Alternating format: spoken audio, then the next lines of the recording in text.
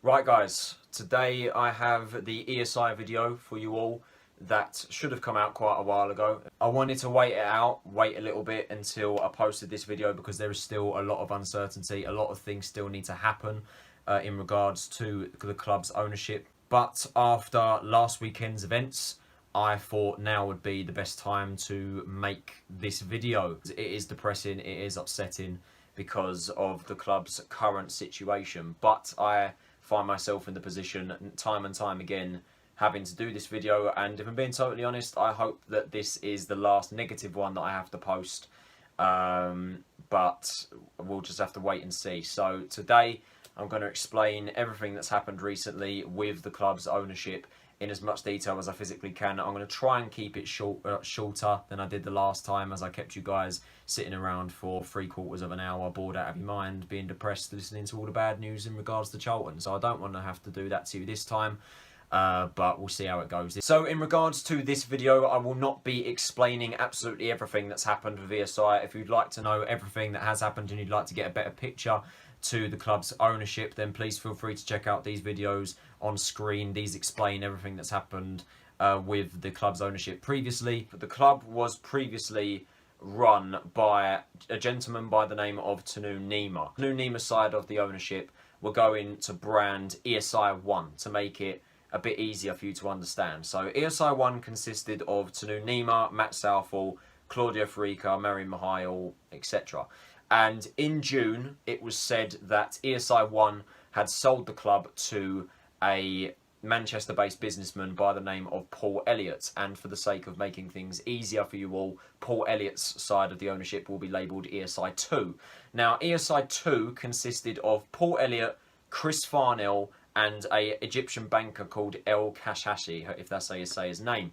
Now, what you need to understand with this deal is one person's involvement, and that is the gentleman by the name of Chris Farnell. This guy is the dodgiest of the lot of them. Now, not only will ESI 2's takeover of the club see Farnell become a director of the club, he is also the club's lawyer and a representative of Tanu Nima and former representative of Matt Southall. If you do a little bit of research into Farnell's past, you will realise that he was part of 2 English football clubs in the past that have both gone bust. Salisbury in 2014, and even as recent as last year, yep, you guessed it, Farnell was behind the scenes at Bury. How this guy is even allowed near English football is a joke. Now, as you could probably imagine, the reaction to this news was very negative. Many Charlton fans were calling for them to leave the club immediately. Get the name of ESI just out of the club. Just make sure they're no longer associated with this club. We don't want anything to do with these guys. Obviously, the deal was supposedly done in June, and Elliott just took control of the club. ESI 1 just ran for the hills, and we haven't heard from them since June. We literally have not heard from them since then. Now, in July, something was uncovered, and this just shows the absolute corruption and incompetence and stupidity of these people. Now, of course, I refer to the ESI July court case in which our former chairman Matt Southall, a member of ESI 1, was found guilty of unlawfully removing directors of ESI from Company's House. He literally went onto Company's House and removed everyone. Obviously, Southall was found guilty of that, and he was subsequently fined £21,000. Now, what was also uncovered from that court case was that ESI 2's takeover of the club had still not been completed. So in effect, what that meant was that from June, Paul Elliott and Chris Farnell and El Kashashi had been strolling around the valley, round the valley offices, running our football club without even owning it. Their deal had not gone through the EFL's test yet. They hadn't passed the owners and directors test yet. Yet they're walking around the valley. They're in the club. They're running our football club. They don't own us. Like, how is that even allowed? As far as Tanu Nima's concerned, he gave the keys to the valley to Paul Elliott in June and said, that's your club, that's not my concern anymore. These people, ESI 2, don't officially own us. They're not our owners. As far as we're concerned, at that point in time, ESI 2 doesn't even exist. It's not a thing, because they're not our owners. ESI 1, Tanu Nima, Southall, the original people that were part of the E Street Investments that took over our club, still our owners, technically. But they just feel like, nah, I've agreed this deal. Elliott's your owner now. No, he ain't. And that just shows you exactly what's wrong with these people. So that's the backstory. So from this court case, it's uncovered that the takeover is still not done yet.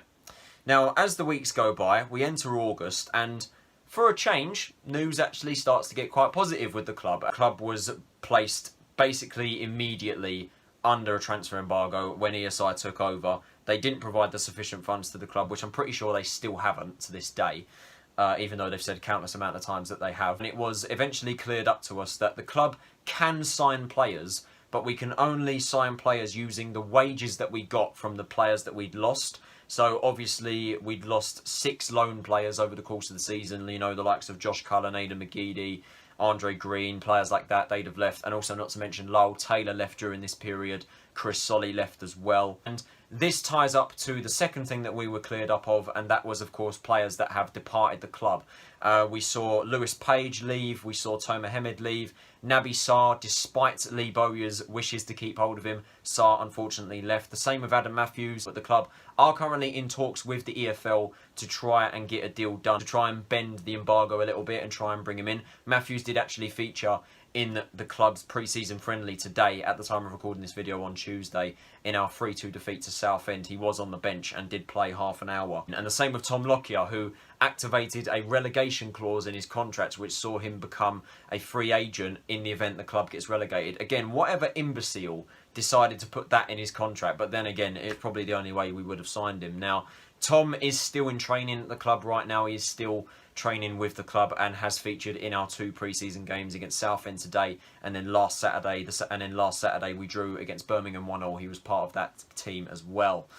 And as well as this, funnily enough, we were linked with 2 transfer targets, that being Alex Gilby and Connor Washington. Now, obviously, the 2 have signed for the club. They signed for the club last week or 2 weeks ago now. It was confirmed on Thursday the 6th of August that the 2 deals would go through the next day, so Friday the 7th of August. So obviously fans were getting excited, finally some good news.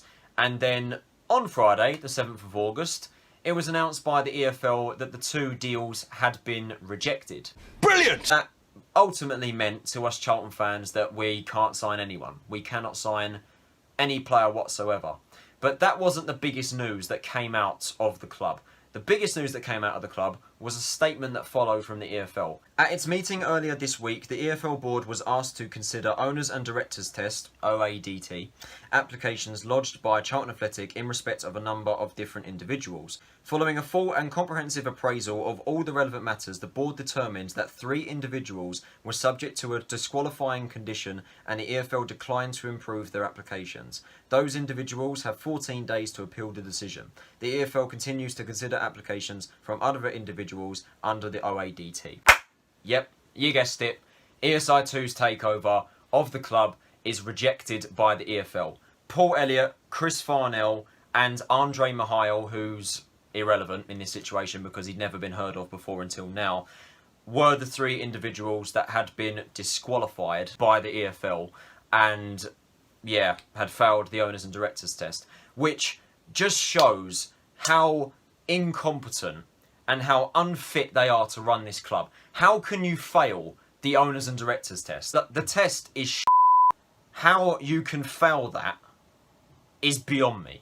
Seriously. Fair play to the EFL for finally having the bollocks to do something like this, because this is the first time I've ever seen anything like this. I've never seen anything like this before. So fair play for them for actually doing this and discovering that these people are just not fit to run this club. But in all honesty, you are 7 months too late, because it's your fault that the entire ESI thing happened in the first place, that they walked into the club in January without providing the sufficient funds. I don't even know if ESI 1 even passed the Owners and Directors Test, if I'm being totally honest. The statement did say that the individuals that have been disqualified, that being Elliott, Farnell and Mihail, have a 14-day period to appeal the matter. Almost instantly, the club release a statement that they are appealing this verdict on behalf of 2 people. Those two people being confirmed as Mr. Paul Elliott and Mr. Chris Farnell.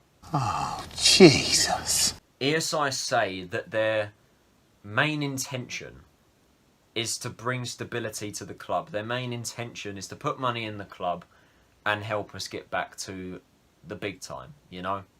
To help us get back to the Premium League. This is time-wasting tactics. It's very clear what that was. What that was time-wasting tactics. Wasting time that this club doesn't have. We're under a transfer embargo. We can't sign anyone. Our owners haven't provided the sufficient funds. We're nearing administration. You've failed the owners and directors test. And now you're appealing the verdict. And God knows how long that will take. The club had a month to sell the club. Otherwise, we're expelled from the league.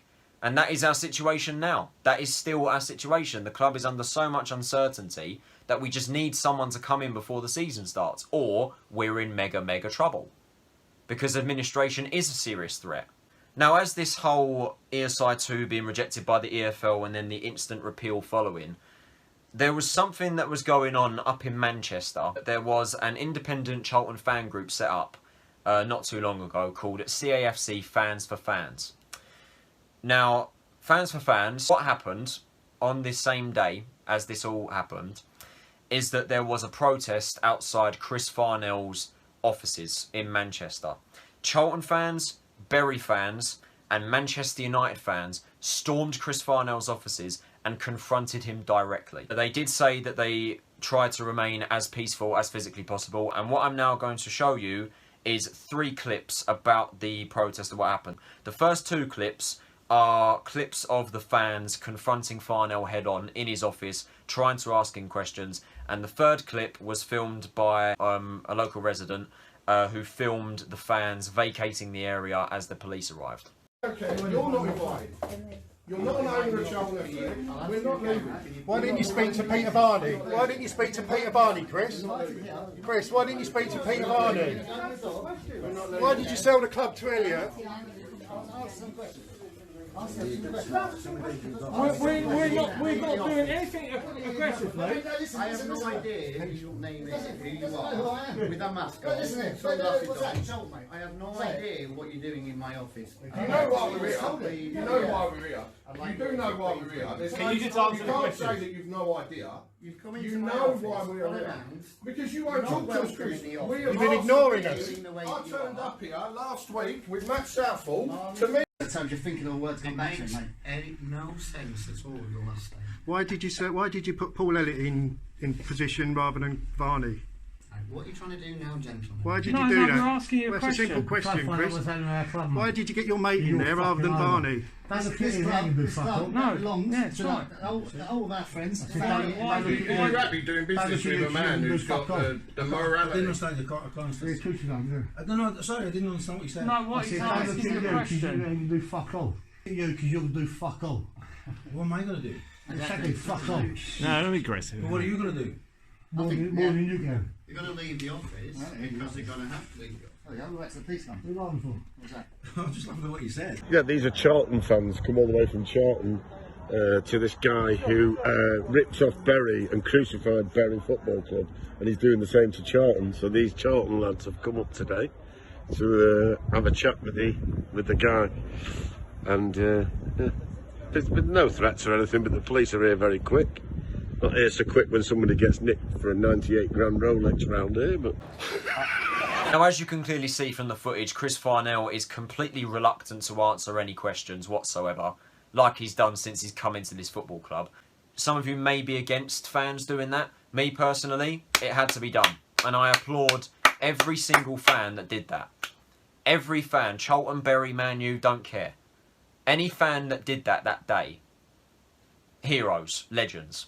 Now, what interests me from those clips is that what you'll notice from the first clip is that there is someone else in the office with Chris Farnell. The man that is with Farnell in the office was confirmed to be former Everton defender and Southampton manager Dave Jones.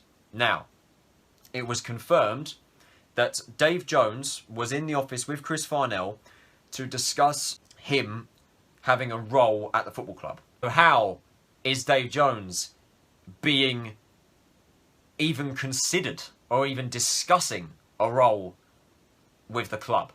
The role that Dave Jones would have had at the club, if this was to go through, is that it would have seen him go above Lee Bowyer and Steve Gallen. Dave Jones would be basically the most important man at the footballing side of the club.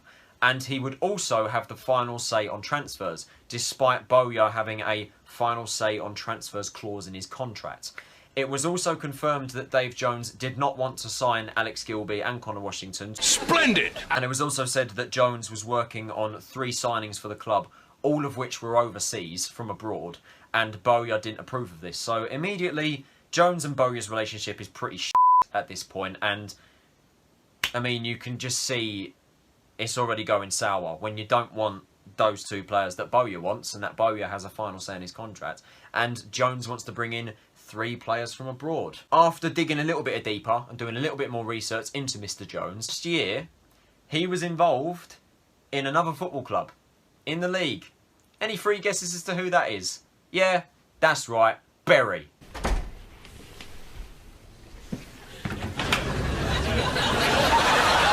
You might as well just get Steve Dale involved.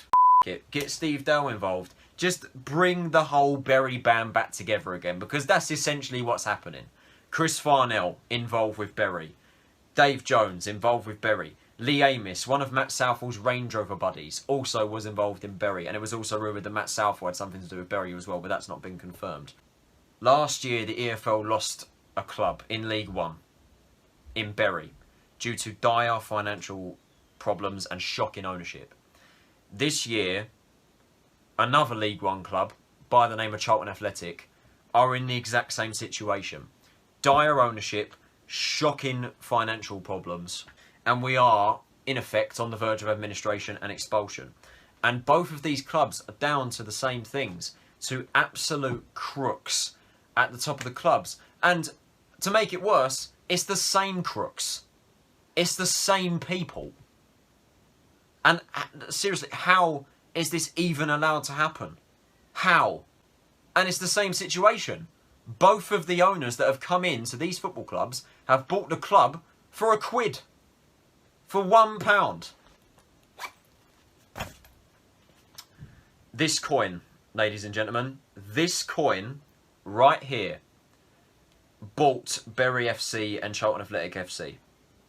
You can buy a lot of things with this coin. You can buy a packet of Haribo Tangfastics. You can buy a Yazoo milkshake.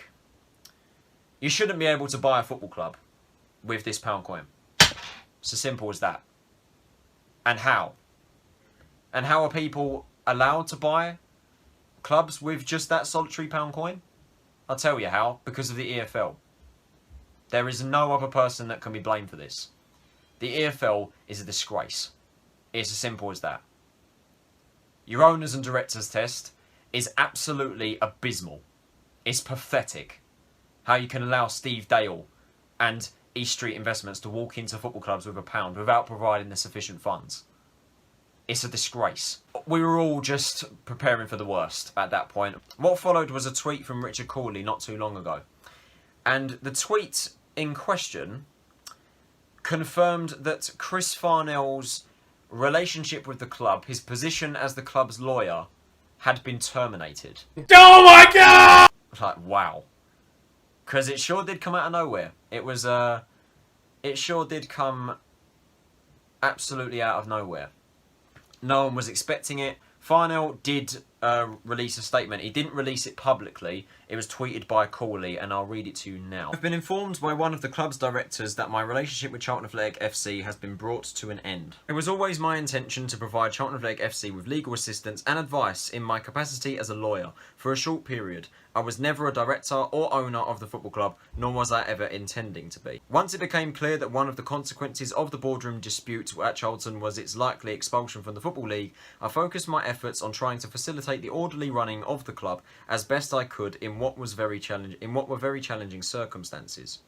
The significant work undertaken against the backdrop of intense speculation, much of which was inaccurate and misinformed, I believe greatly improves the prospects of Charlton Athletic FC remaining in the EFL. I sincerely hope this is the case and the fans get the stability and success they and their club deserve. I wish them all the best. What a load of shit! You never intended to be our owner or a director, yeah? So why is it when ESI 2 was going to take over, you were going to become a director? Why? I tried to help the club as best as I could. Oh, really? Was trying to help the club as best as you could, bringing in Paul Elliott? Because he's the one who put together ESI 2's deal. He was the one who put the deal together. I don't think I've ever heard so much coming out of a man's mouth in my life. You didn't want what's best for our club. If you wanted what's best for our club, you'd have brought in Peter Varney and Andrew Barkley. You'd have brought them into the club, rather than this absolute clown. That is Paul Elliott. Now, in this episode of this soap opera, ESI 1 are the good guys, okay? I'd admit that. ESI 1 are the good guys. They've got rid of ESI 2. They've realised that they're not the men to take us forward. They've kicked Farnell out. They've got sick and tired of him now. That's essentially put ESI 2 out of the table. And they have said publicly a couple of times that their main focus is to now sell the clubs. Now, it is no surprise to any of you that there is interested parties in buying the football club. Peter Varney, former Charlton chief executive. He was our chief exec during our Premier League days, and he also was working for the club. He was part of the club when we won the League One title in 2011-12, and that season we broke the League One points record, a record that we still hold to this day. And Andrew Barkley was the former owner of the hotel chain, the Ritz, and he's been largely successful in investing in technology companies and things like that. So Barkley's very successful, and Varney, obviously, experience with working with the club before, very successful, and above all, is a Charlton fan. As I'm sure most of you would be aware by now, we did hear the sad news that Andrew Barkley had pulled out of the deal to buy Charlton, which, you know, it was a shame. It was a massive shame. Andrew and Peter both released statements on the matter. To summarise, Andrew was unable to agree a deal with the Roland side of things. Roland obviously has been quite stubborn during this period. Obviously, he said that he doesn't want to speak to any other party because he claims that he's agreed a deal with ESI that sees them take over the club, take over the stadium and the training ground within the next 5 years. And obviously, even then, they'd have to pay 50 million for it. I still don't know to this day why Roland didn't want to speak to any other party. They'll give me my £50 million. That's 50 million quid you're never going to see, because everyone involved in ESI doesn't have £3 and a packet of Watsits between them. Barkley was unable to agree a deal. He couldn't get a deal together, and he said that it's best that I step back and allow TS to have a shot at taking over the club. Now, TS is in reference to Danish businessman Thomas Sandgaard. He is in pole position to take over the club. It seemingly come out of nowhere. Sandgaard obviously announced his interest, and on the same day, Sandgaard joined Twitter, and he put up a lot of tweets about the club, saying that the best thing, the thing I'm good at is turning things around. I can get this club to the Premier League and things like that. And you know, when this was happening, we were all just thinking, this guy's just another chancer. You know, this guy he's just saying all the right things. I know we're going to get back to the Premier League, but we've heard it all before, you know. And I'm kind of sick to death of it. I hate owners that say that just say, we're going to get to the Premier League. Don't worry, I can turn this club around. And I'm just like, I just don't like it. Because us fans have trust issues. Charlton fans have trust issues. He sent a link to everyone to a YouTube video of an interview that he did. Now, the video is unlisted, so you can't watch the video unless you have the link for it. So I will leave the link in the description to the interview so you can watch it yourself. What he says is positive. He seems very, very, very excited to want to take over the club. He seems very, very up for it. To give a little bit of backstory into Thomas Sandgaard, of course, he is from Denmark. He moved to the United States and he created his own business called Zynex. I think that's how you pronounce it. And this is like it's like a technological medical company or something like that. I'm not entirely sure what it is. But this company generates a revenue of just under $50 million a year. And Sandgaard's personal net worth is around $255 million. He does want Bowyer as manager. And he's also been speaking to Peter Varney, Andrew Barkley and Andrew Muir. Remember Andrew Muir, the Australian that wanted to buy us about 3 years ago? Yeah, he's still knocking about. He's still involved somehow, and Sandgaard is speaking to all of these people. He has said publicly that he would like to work with Varney. You would think that maybe Sandgaard would want to get Varney involved. And maybe, just maybe, he could get Barkley and Mir involved. It's a possibility. It's far more positive than any other interested buyer that's wanted to buy us, by quite a long shot. He's done his research, he's been to the facilities, he's really, really impressed and really, really touched by the fan base and the experiences and what this club is. A family club. Remember Mr. Paul Elliott, the ESI 2 merchant, the guy who was rejected by the EFL because he failed the owners and directors test. He has gone and taken legal action, hasn't he? The absolute fat prick. I don't even know what to call him at this point. I don't know. I'm done with it. Is seeking legal advice because he claims that the deal between him and Tanu Nima cannot simply just be made void. It cannot simply not happen, if that makes sense. And he is seeking an injunction so that East Street Investments cannot be taken over by anyone else. Now, this court hearing is on September 1st. And Thomas Sandgaard is very confident that this shouldn't be a problem. It just shows you the kind of bastard that Elliott is. He just wants to come in and nick every penny he can. Now we get on to the events of last weekend, on Saturday the 22nd of August. CAFC Fans for Fans Stage 2 of the protest. What happened is that I think it was around 500 fans came to the Valley, stood outside the car park. Everyone came with a signature pound coin, the pound coin that was used to buy the football club, and they would place the pound coin under the Sam Bartram statue. And all of the proceeds, all of the money, all of the pound coins and the money that was put there would then be donated to, I think it was the NHS. What everyone thought was supposed to happen was just a simple protest outside the Valley. What ended up happening was way more bigger than that. Fans ended up gaining access to the Valley itself. I'm going to play you some of the clips from inside the boardroom and the protest. They are all from CharltonRealTalk, or Brad is the man in the van. I'll leave a link to all of his socials. And he documented everything so well.